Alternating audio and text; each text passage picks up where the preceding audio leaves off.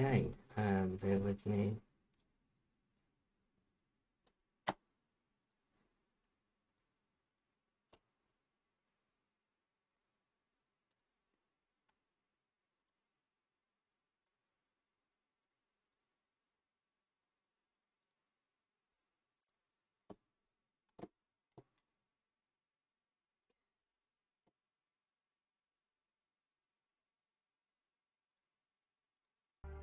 Testing, testing. 1, 2, 3. We are live.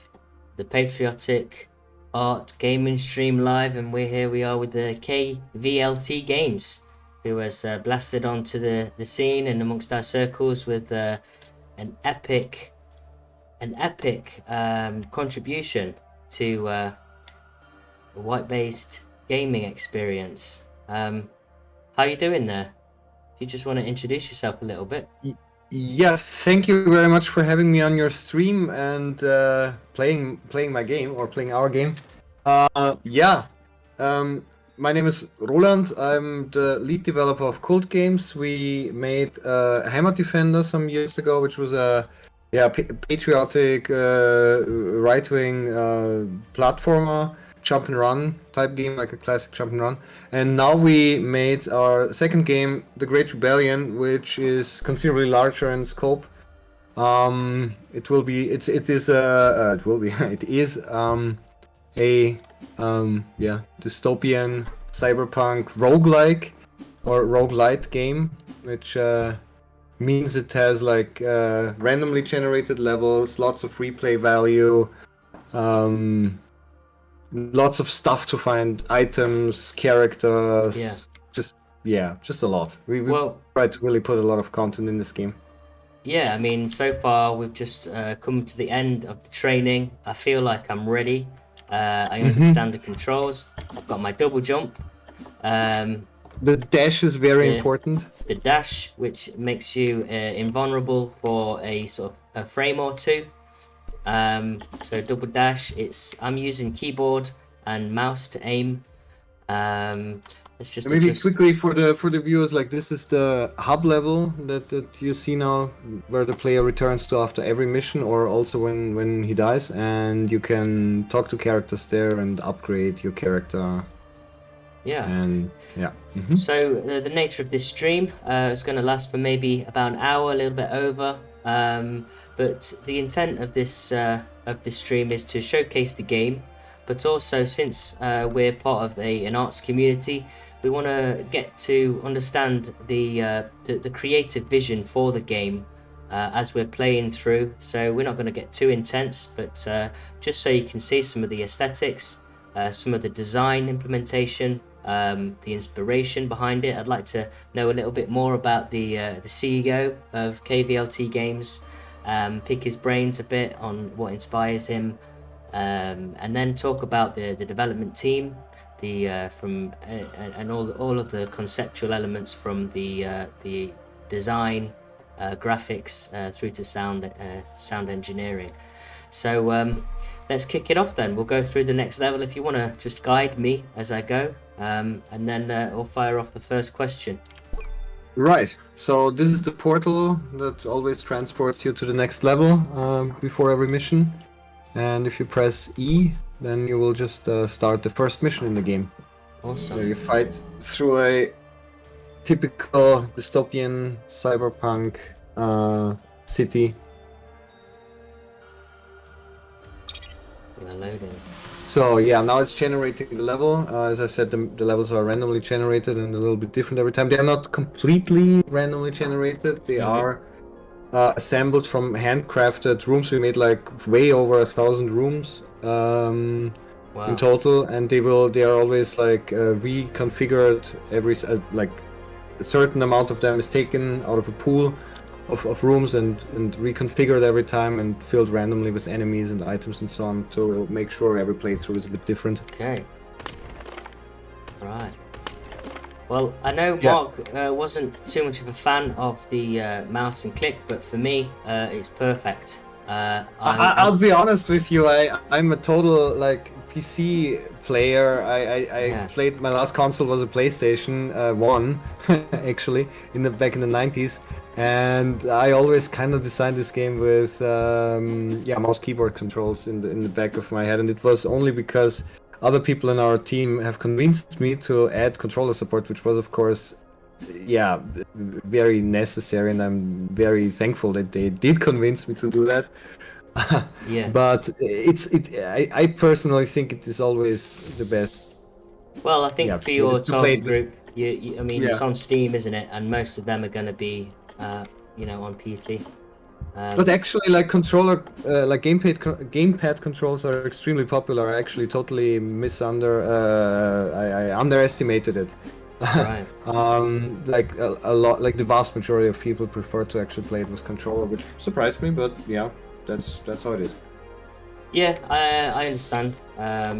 So these backgrounds, I'm very proud of how now the combat starts and the combat music kicks in, so you can observe I just want to make dynamic sure the soundtrack. levels are. I'm going to turn the game levels down a little bit so we can be heard. Because this music is quite blurry. Yeah, the music is. Is it? Can you hear me? Like, or is Yeah, I it can too hear loud? you. Can you hear me? Okay. You can also turn down the volume of the music in the game's options. Alright, Otherwise, let's see that. Is that better? it's fine. Yeah, I mean for me it's fine. Yeah. Okay, should be fine then. Right, so yeah, there's as I said, it has like a dynamic soundtrack that adapts to the situation. It's not just different songs that are being faded, Okay. but there are actually like our sound guy, Retro Rebel, has written So segments of songs. let's start with that then. Sorry. In terms of creative, who's the sound engineer? And The sound, the music engineer and music engineer, the musician is Retro Rebel. He's a synthwave artist. He's been doing stuff for quite some time actually. Wow. In Germany, and he worked also on our first game, and he has really, I think, done some pretty stunning work with this one, especially with the dynamic soundtrack, which was quite challenging because you can't just like write songs, but you have to write like segments of music that have to be made in such a way that you can transition at any given time into another, and write transitions, like short segments that make the transitions between them and so on. So yeah, that was challenging, but he did a fantastic job, and kudos to Retro Rebel. So when you say that they need to be designed with cutscenes in mind, so I guess they need to be very sort of loopable, pertain to loops and quick kind of entrances and exits. Yeah, they have to be loopable, and I mean I have no idea of music, so I'm probably not even super qualified to talk about it. But basically, the way I understand it, it's written in such a way that there are like every few seconds there are like kind of like hooks or something in the songs that are written in such a way that you can at this point transition to another song. So it's like sometimes if you enter a room, you have to wait like for 2 or 3 seconds or so until the song gets to a point where it can then transition to another song. So it has to be written with that in mind, that it has these transition points, basically, the music. Yeah, I know synthwave has been. I mean, I've been listening to synthwave myself for sort of many years, since like 2012, and I built up a massive sort of set of playlists. I mean, it's actually, I mean, the music in this game goes actually beyond synthwave. I mean, this level has a more standard synthwavey type music, I guess, but in later levels there are more like atmospheric songs and so it's about a journey, orchestral stuff. Yeah, absolutely. So the whole thing is a bit of a. The whole game is designed in such a way that it starts out a bit more like on the nose and with lots of humor and so on, and later it gets a bit more, I guess, serious and a bit more weird, and it kind of wanted to take the player a bit on a journey. Yeah, exactly. Yeah, of course, narrative is key, isn't it? And so on that note, what inspired the narrative then? What is it that made you want to create a game called Great Rebellion? Um, and what inspiration did you draw from to kind of pertain to all of this sort of cyber-esque aesthetics and music? I mean, there was obviously like a political angle, and the game is full of. I don't even want to talk too much about it in this stream, but obviously there are all the political references and so on. And the first game we made, Heimat Defender, was very clearly political and very, it was a political game essentially. And that's kind of where we started off. But with this game, we decided we don't actually want to do that again. We want to really make the game that we want to play ourselves, and that yeah, we just want to make a good game. And of course, you still have all this stuff a little bit there in the background in the game. But yeah, it's, what can I say? I mean, I personally, I just always loved cyberpunk as a genre. I played Shadowrun as a kid, and I read Neuromancer, and I just always loved this stuff. I also played the Cyberpunk 2077 game.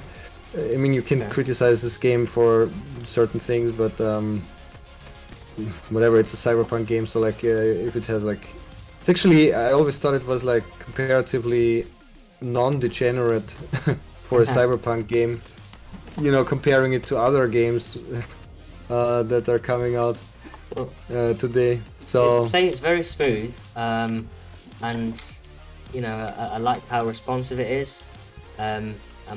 I like the control mechanism. Yeah, I think it's really working for me. And that's good. I'm happy to hear that. Yeah. Can I pick you can pick up this weapon. Yeah. I mean, yeah. Basically, like in the beginning, to help you a little bit, enemies will drop weapons. They're not very good, but they are a little bit better than your standard weapon. But in order to get like the really good weapons, you have to get to a shop and buy them. Okay. You are kind of almost dead. Don't blow yourself up with that. Yeah, how do I heal myself? Enemies drop hearts. Mostly, and you can get items that will heal you later in the game. And when you clear a room, then often also like a heart is dropped. Here, this enemy has just dropped a heart. Especially on, you're playing on easy mode, right? Because especially on easy mode, there should be like lots of heart drops. Yeah, I chose easy mode because I don't normally play platformers. I'm more of an FPS guy myself. Right. But yeah, I used to play a lot of these when I was younger. So in terms of actual games that inspired this, I mean, what would you say influenced you in terms of ideas and for example, yeah, like Probotector was one I played a lot as a kid. Were there any games like that made you think I'd love to replicate those elements? I mean, it's not like we tried to specifically replicate like one game, but the games, like the 2D platformers that I played as a kid, and I played a lot of them, certainly influenced just my design decisions, there's just the language of these games that I just like, I guess applied without even thinking about it too much because it was so ingrained in me. Yeah. I think the games that I played most as a kid and liked most as a kid and that probably influenced me a lot were, I mean, definitely Turrican. I played Turrican a lot as a kid on my brother's Commodore Amiga. I mean that's quite an old one, but yeah. And a game I really loved was Gunstar Heroes on the Sega Mega Drive, which is definitely also a game that inspired me in a more like broader sense. The whole 2D game with like mouse aiming and so on. I'm pretty sure there were two games that I played that did this, which I both really loved. There was this game called Abuse. It's an MS-DOS game from the 90s. It had like this type of. That's going back. Yeah, it has. Yeah, I'm old. Yeah, it has these types of controls. And another game was called Soldat, which was like a multiplayer deathmatch type. Kind of basically like Quake or something, or Doom Deathmatch, but as a 2D game. And I love playing this at LAN parties with my friends and such. So I think these two games really inspired the whole control scheme. Awesome. And more recent games that inspired me to do a roguelike game were Enter the Gungeon and to a lesser degree, I guess, Binding of Isaac. They're both like top-down shooters, top-down shooter roguelikes. And I was playing them a lot when I came up with the whole concept for the Great Rebellion. So I thought like I take those games, but I do it as a platformer, like our first game, because it was originally intended to be like a pretty straight up continuation of our first game. So that's how the whole platformer thing came to be. There is another game called Neon Abyss, which everybody compares our game to, and I get it why they do that, because it's also a cyberpunk 2D platformer roguelike, so it's like exactly the same genre and aesthetics. But I ironically never played that game until relatively late in the development. I mean, I did play it, of course, but it was not the thing that originally informed our design decisions. Cool. So yeah, that's kind of how it all came to be.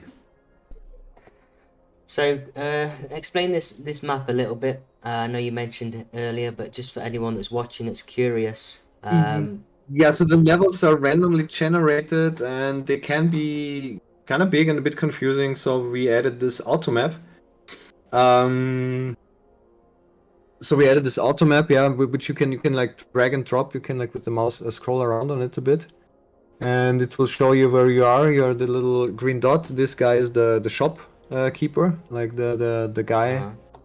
Yeah, this one, the Gus Fawkes. Yeah. This Gus name. Fawkes. Is that a play on Guy Fawkes or? Yeah, exactly. And he's a Cockney slang talking, Awesome. Kind of shady character that gets you all kinds of weapons and items and stuff. Okay, so and yeah, you can use this auto map to orient yourself, and also you can teleport between these portals, so you don't have to like backtrack and run around through the big levels. This is still on the same platform that I'm on now, but I will just go through different levels of it, will I? Different stages of that.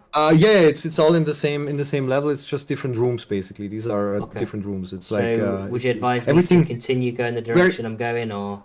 No, it's just where you have already been. Like this is you have already been everywhere here. Like if you, for instance, this is a character that you can find and unlock. Thanks this for is the rescuing golden. Me. Better get to the World Gang ASAP. Yeah, the Wolfgang is this hub area, and this guy, the Golden Man, he may, I don't know, he's maybe you can guess what real life person he is fashioned after. Golden and he will now. Is he some kind of notable Viking or? No, he's that the Swedish guy, the golden one. The golden one. Yeah, is he really? Yeah, you know the take another look now. Muscular. He's gone. Guy. I think he's pretty cool, and he also started out as doing gaming streams, by the way. So also a very based bodybuilder gamer. Just a shout out to some of the people in the chat watching now. Stephen West, good evening to you. Thanks, Natty, for tuning in. And yes, I'm not being shouted at for once. I'm kind of giving a free pass because I'm a noob on this game. Hello does that happen Green. Usually, or? And Hippocratic Oath, how are you doing? Well, yeah, Mark is he's got a bit of a short fuse and he loves to win. And if we're not winning on our A team stream on Battlegrounds mobile version, then yeah, he gets pretty pissed. So, I see. But it's all in good fun. Of course, I've learned to understand Mark's ways. Yeah, he was complaining very much about the fact that our controls are not like in Contra. I get that that's what he's used to, but I have been thinking about it a little bit after our stream, and I really think like that Contra style controls are just not feasible for this type of game, because now it's not so important, but in the later levels you really need to like aim relatively precisely in all directions, and you just can't do that with a Contra style control scheme. So I'm No, afraid not I won't. unless you It's just, have a high skill. Uh, Mind yeah, you, like I mean, I it's used just to play. impractical. I used to play a lot of Halo on the Xbox with a pad, and I can pinpoint heads from across the other side of the map. So, but you know, it takes a lot of practice, and sometimes people just want to pick up the game straight away and start shooting and killing stuff. You know. So Okay, now you're approaching the boss. Like you should probably buy a better weapon before you go to the okay, boss. where do I fight go the to boss. buy the weapon then? Okay, when you open the auto map again, like with tab. Ah, but you have to clear this room first. Where do You I have can't. to You go? can't. Just kill all the enemies in this room. There should still be an enemy somewhere here. There's one. There's probably another one. Yeah, there's more up there. Once you've killed all of those, you can go back.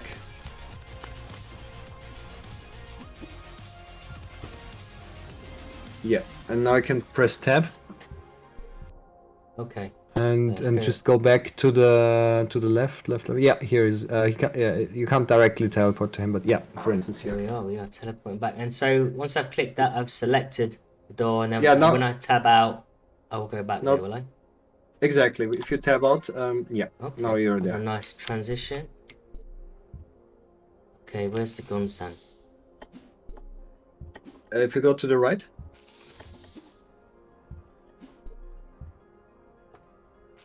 Yeah, there he is. There This we is the are. shop. My man, Gus Fox. And the shop's there on the right, is it? Yeah, you can just go to the. Like he's just there for like flavor text basically. What would you suggest? Have I got enough for that? 120. Yeah, you can buy that. Now you can pick it Awesome. up. Yeah, now you Is it a have a shotgun? new weapon. And it's Some and hearts. yeah, you can buy some health cards. Yeah, you can buy some stuff. Okay, I think I'm good, right? Yeah.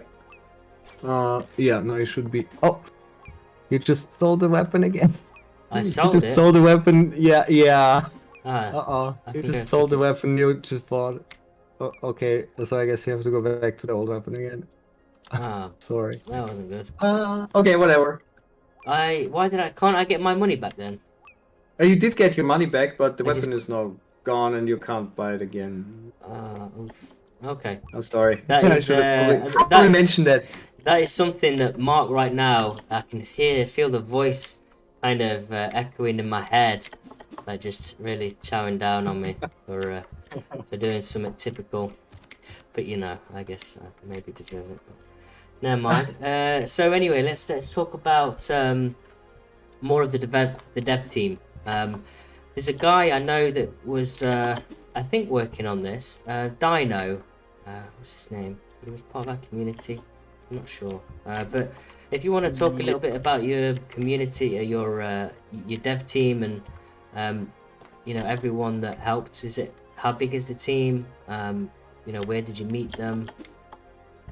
So, I'm the main developer in the sense that I'm the only one who has been working on this game like actually full time. It's Okay. basically my job, and the team at the moment I'm not entirely sure. I would have to count, but I think it's like around 10 people in total. Whereas all the other people helped in their free time. They have a day job. They couldn't invest as much time. And I'm basically the only one who actually I mean, not the only one. I started out as the only one who wrote the code and did the main game design and everything. And later, but at the actually already relatively late stage of development, two people joined that helped a bit with coding and all that stuff. And we had an artist join us, Acromas. She really helped us a lot with character designs, enemy designs, and all that beautiful art for the intro and the cutscenes and such. Okay. She made And that. is she Yeah. was she trained in arts? What kind of, if you was to say, look at her portfolio, what was it about her work that made you think, yeah, you're suitable for this this game? She wrote to us and just showed me some of her, like, she has a Telegram channel, Art, and oh yeah, this is the boss fight now. And So bear in I mind, just I'm fighting this thought boss with primitive gun. By but the you can, game I think you standard. can do it on easy. He should be dead relatively quickly, and you do have one companion. You can see that he's also Oh, shooting. I've got Ragnar. Ah, where's my mouse? Yeah. And I don't know. I just liked her art, and I liked her attitude. She had like a good work ethic, which is extremely important. I also have really noticed that, like, working on this game, like, there were people who offered their help, and they were talented, but at the end of the day, that doesn't really help you much if they can't, like, deliver stuff on time and such, and are unreliable. So yeah, I really have come to this conclusion that like every artist is only as good as his ability to actually deliver on time. And that is something that is sometimes lacking. Who else is on our team? Oh yeah, of course. We have a few people from England actually also working on the team. It's very international. We are like Austrian, Am I out of German, ammo? Sorry English. to interrupt. I think I'm out of ammo. You are, yes, that's true. You Where have do to I like go? switch Where do I back go? to your default blaster with your mouse wheel. Yeah, you can just use the mouse wheel to. Yeah, we'll have to fight him with your default blaster now. Oh, Yeah, okay. I got beat by the Klaus. The Klaus Schwab had me. It's actually not Klaus Schwab, but I'm not gonna spoil who that is supposed to be. Right, we'll get him this time. Well, but now you have some negative social credit, Oh no. and now you can buy upgrades for your next attempt. Well, sometimes we have to go through these hardships. And to grow on them and grow as a person. And yeah. So anyway, maybe you'll be able to finish off what you were saying with this. Like some people from England actually. Like, basically, people just contacted me. I didn't meet these people in real life.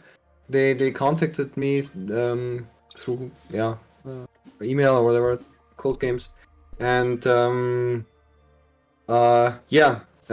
English people, they did hope mainly QA, quality assurance, like testing, and also eventually actually like one guy in particular contributed a lot also to the game design by like giving feedback, and we started working out ideas together. So the whole thing really grew a lot and developed away from what it was originally intended to be, because new people came in and brought their ideas and their feedback. So it was really quite an organic development process. I guess you could also call it inefficient, but yeah. What was the original vision then that you had, and how did the team steer it in a different direction? Yeah, the original vision was very close to our first game, Heimat Defender, basically more or less with a few small improvements, do the same thing over again. But I myself actually thought that that's kind of boring and lame pretty quickly, and I was playing all these roguelike games at the time, so I decided to... Did you actually buy any upgrades? Maybe. Anyway. I think not. Well, yeah. Next time when you... Anyway, yeah, I know it's a bit hard to keep track when you're talking and everything. Anyway, so what was I saying? Oh yeah, it was very close to it. But yeah, I was playing roguelikes a lot, as I said, like mostly Enter the Gungeon, a bit of Binding of Isaac, and Nuclear Throne also, which is also a pretty cool game. And yeah, so I decided, like, I want to also do a roguelike. I always was very fascinated by procedural level generation and random level generation and so on. I never, figured out how to do that. And so I thought, like, I want to learn how this worked. Kurt, my son seems to demand my presence. I'm sorry, I have to be gone for 1 minute. No problem. parenting moment.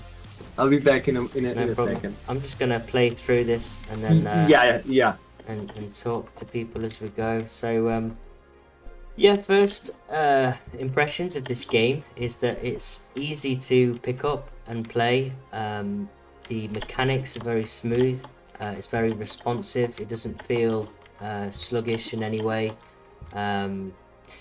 It kind of flows and moves as you want it to. So I haven't experienced any bugs yet.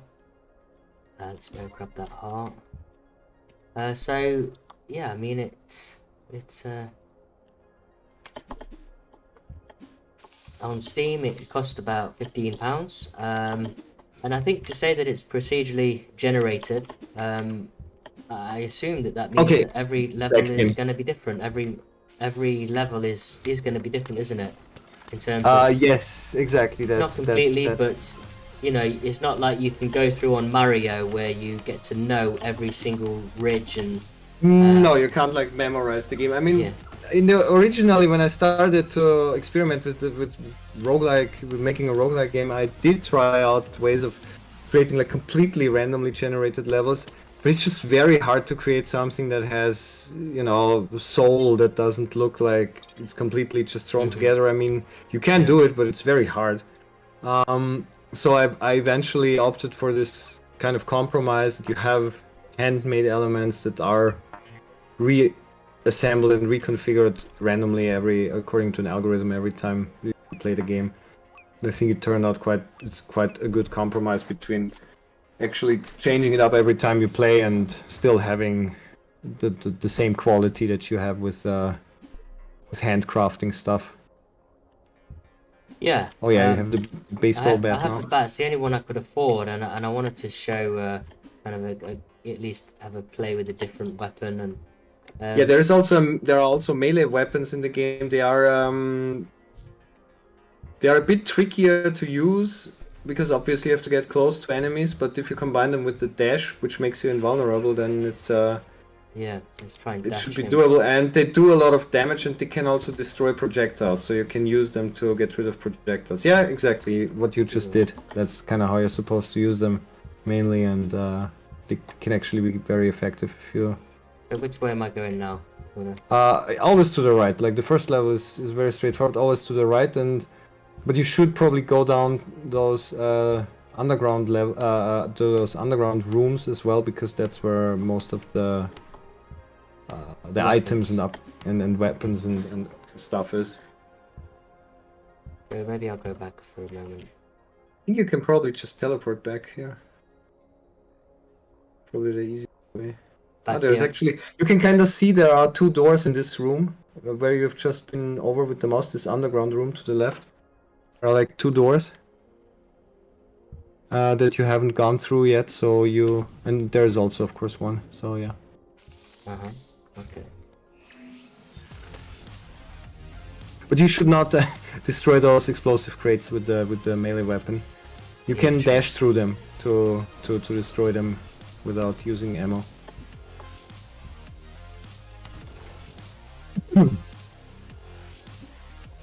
Okay, so what are your goals for the future then with this? You know, what were your expectations of this game now that it's launched, and then you know what do you plan for the future for what is the future for KVLT Games?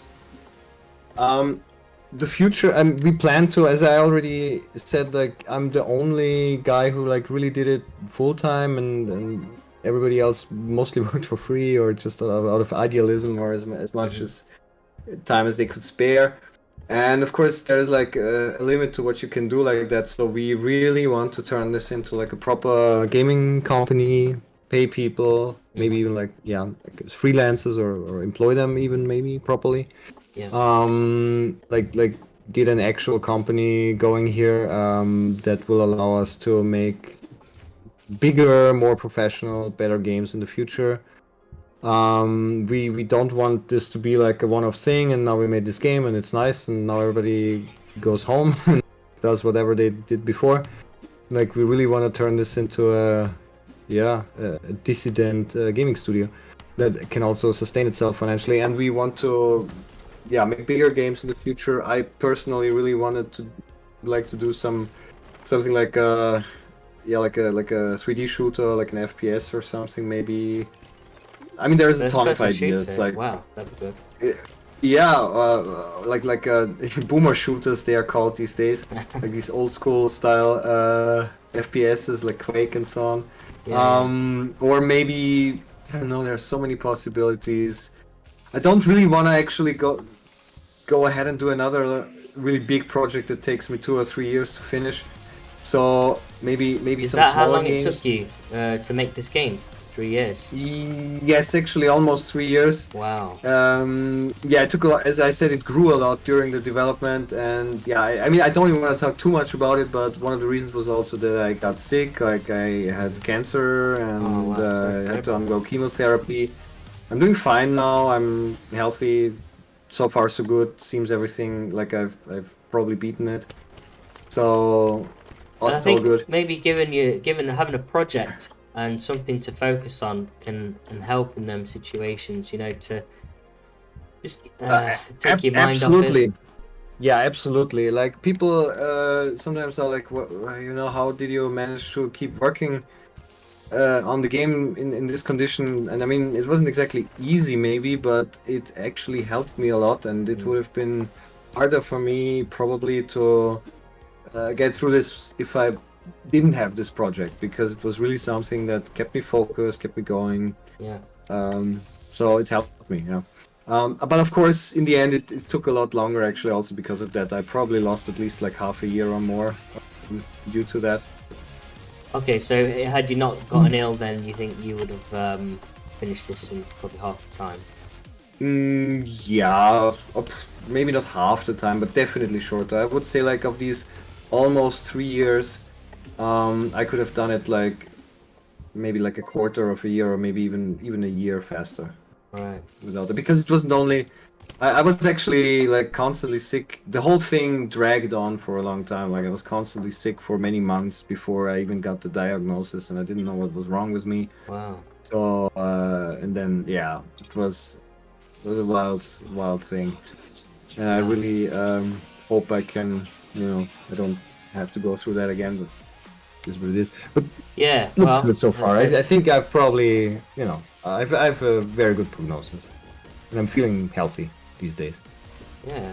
Well, you've definitely produced something that's of value for the world, and there's a guy that I knew. I don't want to say his name just in case he's this guy's hard. Yeah, you This need guy's really to get hard. better weapons. You need to get better weapons, and you need to buy upgrades. Now, when you're back in Right, the Vulcan, now I'm gonna don't do forget third to time buy. lucky. Third time lucky on this. I mean, the whole game design is centered around dying, basically. Okay. Like dying is a core part. Like you're basically expected to die a few times. So is And there then- like a reincarnation type element to it, or Well, sorta. There's like this fountain of youth, and it Fountain of Youth? Okay. it's every time you die, you get you get resurrected by the fountain of youth, which is in this Waldgang, it's called, which is like this kind of metaphysical refuge from the dystopian world that this game takes place in. And Okay. it's a bit vague, it's a bit open to interpretation, but the whole idea is basically that this whole cyclical thing, you always die and then you start over again. It's like, Okay. the protagonist, he's kind of a bit of a blank slate, and it's like this idea that constantly new people come into this metaphysical realm of resistance, and have to go through these trials. And yeah, I don't want to spoil too much, but it's a little bit also referenced when the game ends and the Okay. ending of I've the game. upgraded a little bit, so I'm not going to be as bad. Okay, what have you bought actually? Bit of health. Bought the yeah, that's good. Improved gunfire and Okay. whatever this is. What's this? It basically means that you have more ammo per weapon. Like you Okay. can your ammo Yeah, I doesn't love run out ammo. so fast. I love ammo. Yeah, so that should help you Okay, to it'll get help through the me level a and bit better this time. yeah, maybe give me some pointers. Yeah, well, so it's been the journey then. I didn't realize it took so long. It must have been sort of a really iconic moment for you, moment in your life to launch it and actually go live and have people play it. It's I quite was nervous. I was I was absolutely scared. I'm not gonna lie, like before, because I had no idea how would people react to it, and I put so much like energy and effort. Not only me, like everybody on the team. Like I really have to give like a huge shout out to everyone on our team. And Mm, I'm not the only one who has suffered for this game to be made. Like other people on our team have lost their jobs because they were associated with this game. Because it really? was found. Wow. Yeah. I mean, I Can don't want to go into the details of that story because I don't want to dox anyone. But basically, yeah, it no, was I found out that understand. they're working on this game and it cost them their jobs. So what So what is it about this game then that it was worth someone being sacked for? I mean, obviously we know is the obvious, but is it? I mean, it's more like tongue-in-cheek humor. It's poking fun and yeah, but that's probably the worst thing you can do, create something that's actually fun and makes and yeah, like parodies and makes fun of the system and you can't that's because that's so harmless. That's actually the most I think that's actually the most provocative thing about it. It's well mm, made and if I may say so in all humility, and it's fun and mm, it appeals to everybody. And because if it's like something very extreme and very edgy and very radical, then it will automatically, I mean, be you know, dismissed and that's another discussion for another time. But yeah. basically, these things then will automatically end up in a ghetto or in an ideological ghetto or whatever. But if it's yeah, I think that's mainly that was also the thing already with our first game. It was like banned in Germany, and Was it even really though banned it's in Germany? not completely banned, it's not illegal to own it or anything, but it's basically there is a very weird law in Germany where you can sort of ban things, but not really. And Like they're how not would they? forbidden to own, but you're not allowed to advertise for it, and you're not allowed to sell it to minors, and you're basically not allowed to talk about it anymore. And so how does It's that a work with something on the App Store, for example, Steam? As far as I know, I mean, you are not allowed to advertise games that are like this in Germany, and you are not allowed to sell it to minors. So I'm pretty sure actually, if you just have some kind of like control, if you have a check that you're like above 18, Hmm. over 18, then I think it's actually fine and you're allowed to sell it. The whole law is also kind of outdated and comes from a time before the internet, so it's like Right. whatever. I mean, I'm still like you can download our game. I mean, I'm not even German. I'm from Austria, so I don't Okay. care. Yeah. Anyway, it's I don't know. This game. I mean, it's it's it's not even. It really isn't that like edgy or anything. I mean, it's you No, see it's it. It's just like it's there's just no the violence in it to speak of. Yeah. no. I think it's just the sort of more left-wing stereotypes are being poked at, and they might take offense to it. Yeah, That's I mean, pretty one much thing I it. have absolutely noticed, one thing I've noticed after the release of this game, um, was I'm just very surprised by how, like, just normal people, normies, quote unquote, Hmm. like this game. Like, it's getting a lot of positive Steam reviews because the gameplay is good and people like the graphics and everything. Yeah, And like these are totally like unpolitical people. It's just like, yeah, it's a good game, it's but that fun, good that soundtrack, is etc. why this game is dangerous, though, isn't it? Because Yeah, it probably, yeah. appeals to those people, and it's almost like saying, yeah, it's okay to not bend the knee to Mm, the status quo leftist media. yeah, I'm still waiting. I don't know. I'm pretty sure like the hammer will come down eventually. So far, we're almost flying a bit under the radar. I think because the game is not so on the nose. I mean, it's also not super subtle exactly, but apparently it's subtle enough. Yeah. And yeah, we've had like just completely normal streamers, like they kind of maybe sometimes comment, yeah, there's obviously a bit of poking fun at woke ideology or whatever you want to call it.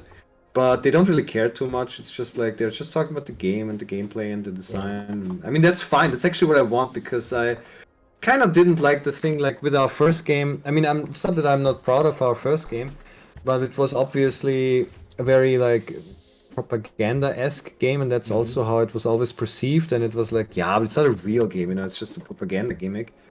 So with this game, I'm very happy that people actually like the game. Like, they don't like it because it's whatever right-wing or whatever, but they like it because it's a good game. That's actually what I'm the most happy about.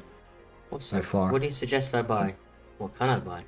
Where's my? Wait, what do you have? How much? 106. You could buy that electric, that lightning rod. It's not a great weapon, but it's better than your standard blast. It has like a very short range, but it does decent damage. Okay, let's do that. Don't sell it. Don't sell it. Yeah. I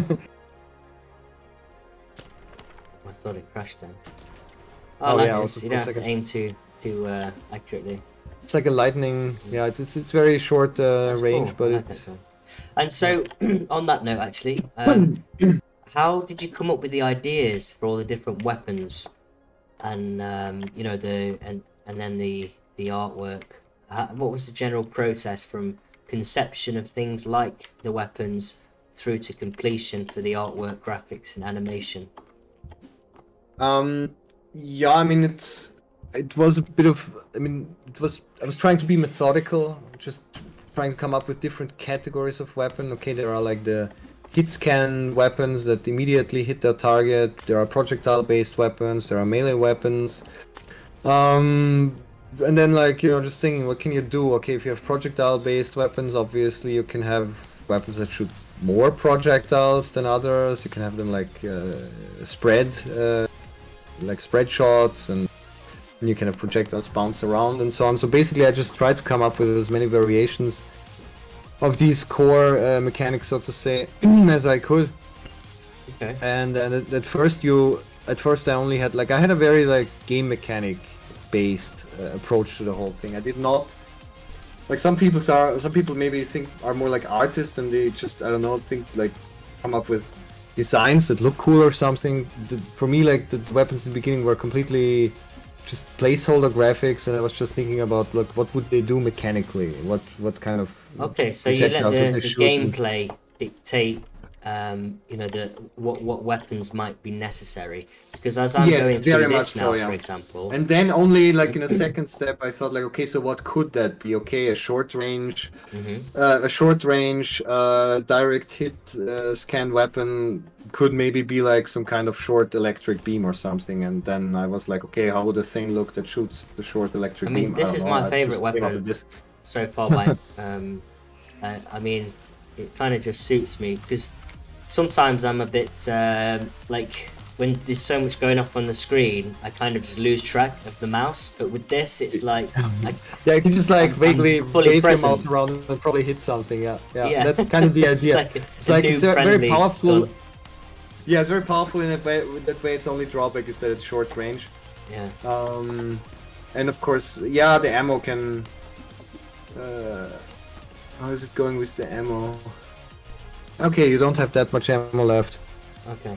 Can you carry more than one weapon? Because you probably can pick up that other weapon that's laying around there now. Because you have, you can pick up 2 weapons now. Okay. Yeah, if you now with the mouse wheel, you can now select the other one and save the ammo on this one. Oh, because I want to save that for the boss. Yeah, you can save it for the boss. Yeah. So, there's a heart. Can't go through. So.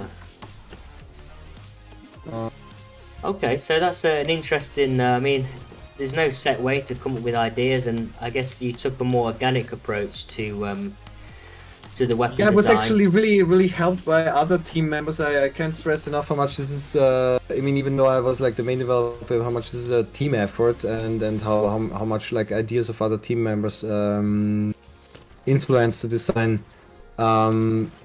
You know, after I came up with this pure, or you know, this mechanic-based design of like what types of weapons would the game design need, and then another team member came up with like, you know, funny names for the weapons, and that gives it then a totally new flavor. You know, if you don't just call it I don't know, laser beam such and such, but you give it a funny name, Mm-hmm. like I don't know, whatever. There's like a weapon that shoots like a helix that looks a little bit like a DNA strand.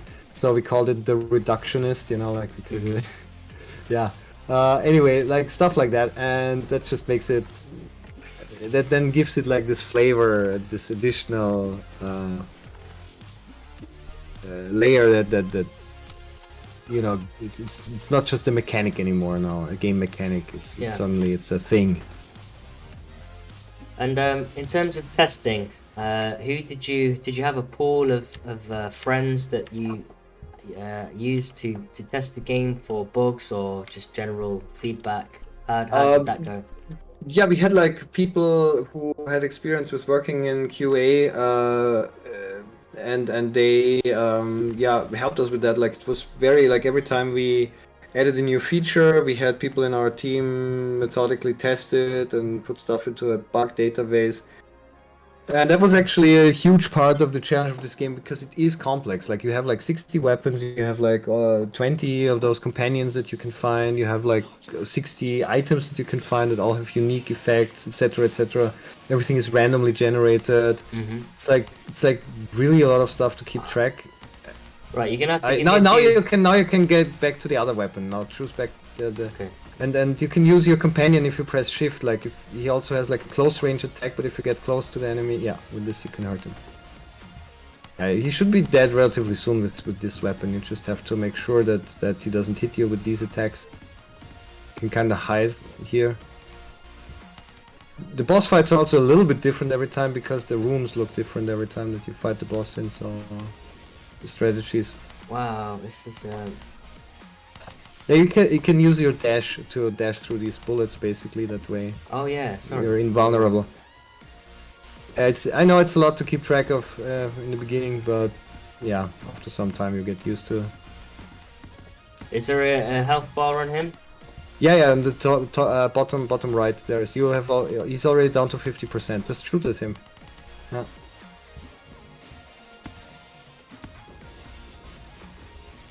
Okay, he's down to a third now. He's got a shield, right? Yeah, now you have to hide from his like. Yeah. I'm Okay, gonna take this and guy now. out. I'm gonna release him again. Shoot. I think he's almost dead. Yeah, you got him. Take that! Take that! Yes. Third time lucky. Third time a charm. Wait, there is still. Oh, Oh, there was still sorry, some dude. hearts that he dropped that you could have picked up. Whatever. Okay. Okay, Yeah. so that was the first level. It was the first level, yeah. Well, quick review on that. I mean, it was fun. I mean, I probably didn't make it look as good as some other people would have done. It's fine. It's perfectly fine. Oh no, you did very well. It's It was fun, definitely fun. yeah. And I think if I had more time to read the captions from all the different characters and you know kind of be a bit more entertained by the story that you're building and the lore. Yeah, I mean that's also like a very important part of the game actually. I mean we made the game so that you can just breeze through it and just skip all the dialogues and not read. It's not crucial to be able to play the game. But we put a lot of text in this game. Like there is like almost 100 pages of script and dialogue and text for the game. And Yeah. also the same guy who actually did was mainly responsible for testing and QA and also some game design. Also wrote all the dialogues. Also someone from England. And he put a lot of effort into like really polishing up the dialogues and lots of flavor. Like I said, like this shopkeeper Gus Fox, he has like I think like almost 30 different things he can say to you every time randomly when you meet him, and he speaks like in this really funny Cockney slang and has all these expressions I've never heard before. He had to explain to me what all this stuff means. So there's really a lot of like hidden flavor in there that you don't have to pay attention to, but you can if you want to. European man, we owe you so much for the risks you take. So this is where you come back and kind of get a bit of motivation, a bit of kind of inspiration And Yeah, but you can also get like very tangible upgrades if you go to the golden man. If you go to the left, you have unlocked him. You found him in the level, so he stands here, and you can talk to him. sent the Corporation for Global Homogenation my measurements with demand that they shut down Consume Land. Consume Land. Yeah, that's one of the levels Slight later. typo on that, but I'm sure that's intentional. No, that's intentional. That's Yeah. a reference to a meme, basically. So if you're Consume not Land. forward in the dialogue, Yeah, no, I get it. It's fun. right. Yeah. And now he can heal you. Like if you give him some social credits, some of your social credits, then he restores all of your health. The golden one. You see, now I'm refreshed, and Yeah. and I can start back. And so this will project me into the next level, right? If you go to the right, then you will get another level. Now you can buy some more upgrades. Should probably do that. Now I get like a mission briefing for the next level. You can also just skip through it if you don't want to read all the text.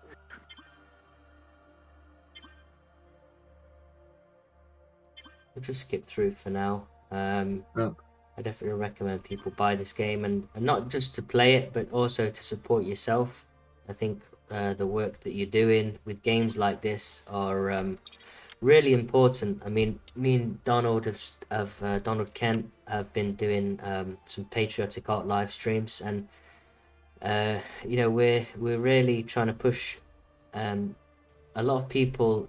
I'm pushing people who create in general, and I mean, it's so important to get an edge on our culture, maintain our culture, because it's the arts and crafts like this that you've done, that you've produced this game that is going to stay on the internet for a long time and inspire generations of people coming up and have influence. And this is how we win, really, isn't it? This is how we help to.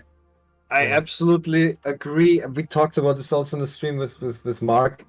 Like it's so important to actually create things. People tend to get bitter on our side because they just focus on all the negative stuff. And yeah, we just have to make beautiful, good things. I think that's just very important. And if we don't do that, like what, you know, we want to conserve something, but you know, we also have to make things and not just hold on to a past which probably just won't come back. Like, you know, you can't turn back the clock, you know. Obviously you can find inspiration in things of the past and in the tradition and everything, and it has much to teach us, but you're living now, and you have to make something, you know. You have to leave something behind for the for those who come after you.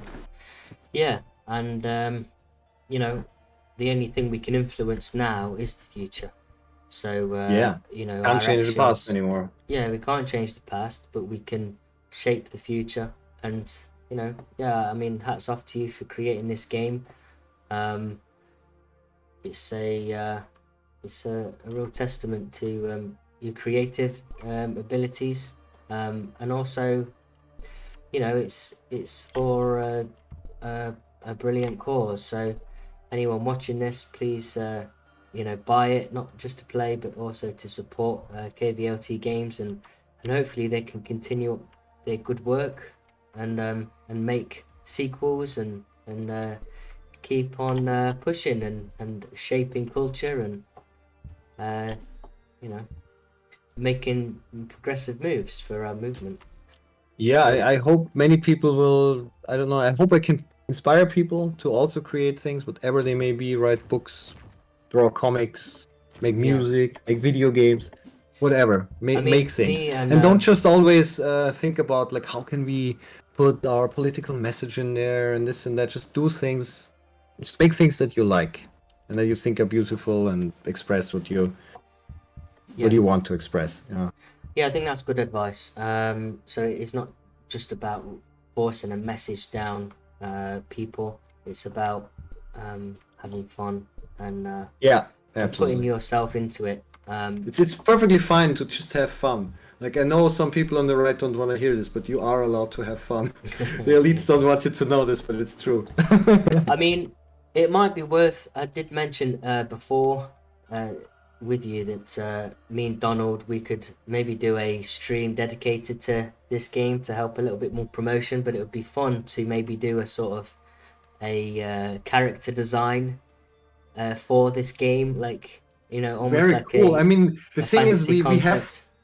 very cool. Yeah, I would love that, because the thing is, we have come up with a like, we put a lot of work into like also doing some world building, coming up with a background lore and with characters. Hmm. And we would of course love if other people just build on that, like Yeah. add their own stuff to the story or their own interpretations, whatever. So yeah, that sounds very cool. Yeah. Uh-huh. Yeah, I'll speak with Donald about it. He's not a massive gamer, but he is into conceptual art and character design. So I'm sure that given a brief, he would love to kind of do something like that. And maybe in the future with our arts community, um, we could open it up to people to help do some characters and level design or something. I don't know. Why not just open it up to just spreading out ideas and um, things like that. So yeah, we're coming up Cool. to the hour mark. I've done the first level, got through the boss, tasted and sampled the game, got a feel for it. It's £15 well worth spent. So I don't see really the need to continue on to the next level, unless you think it's absolutely necessary and wanted to No, it's show me okay. anything. People can they can buy the game on Steam. Just search The Great Rebellion on Steam, Yeah. and play it for themselves. Awesome. Now, have you got any parting comments? I know you've said a lot of inspirational stuff so far, but if there's anything that you can that you'd like to relay to people watching this and the videos that come from this stream, if there's any advice you can give them or anything that you think is worth knowing about this game, and yeah. Yeah, I mean, advice, like I can only reiterate basically what I already said before, that if people, like, sometimes they get blackpilled or dragged into like a very negative state of mind, which is very easy, of course, considering all the things that are happening. Just creating things or being part of something that produces something of value can help you immensely. Like, I've also, just by working on this game and just by having code games and doing something I love and enjoy, I have become considerably more relaxed about things, and like, yeah, okay, all these movies that come out these days, they ruin all the franchises I loved as a kid and whatnot, and all the music is full of like all these degenerate messages and whatnot. I don't care. I just want to work on building like our own thing here, Hmm. and that's what I care about. So it helps you to like like emotionally distance yourself from these things, and I can just everybody who has anything that they're passionate about or that they always wanted to do but maybe never, I don't know, put enough time and energy into doing or whatever, just go for it and try to create something, whatever it may be. Don't have to be video games. I understand video games is maybe a bit niche for some people, but Hmm. there's a ton of other things. Awesome. Well, there's a lot of questions that I could still ask, and maybe we'll do another stream for your next game or another one on this game in the future. Maybe when I get to level 10, we can do the finale in a few months or something, just to showcase a little bit more of the game in the later levels. But yeah, I want to just thank you for doing the stream with me, coming on, let me play, and just chatting, and um, yeah, Yeah, that's it really. it was a pleasure. Thanks a lot for having me. Really liked talking about the more artistic aspects of it all, because like, I'm obviously not an apolitical person or something, but I really prefer to talk about this stuff more than just about politics. There's already so many people out there who do like political Yeah, commentary. I think yeah. yeah, I think we need more of talking about other things. Definitely, I agree. Well, it's been a pleasure, and until next time, thanks for Until tuning next in, time, yeah. guys, and look out for the PAL stream next week with Donald Kent. We're yet to decide the next topic, but there will be some videos coming out of this with the breakdown of the actual questions, so it's a bit more kind of bite-sized and easy to digest. And yeah, until the next episode, take care, stay strong.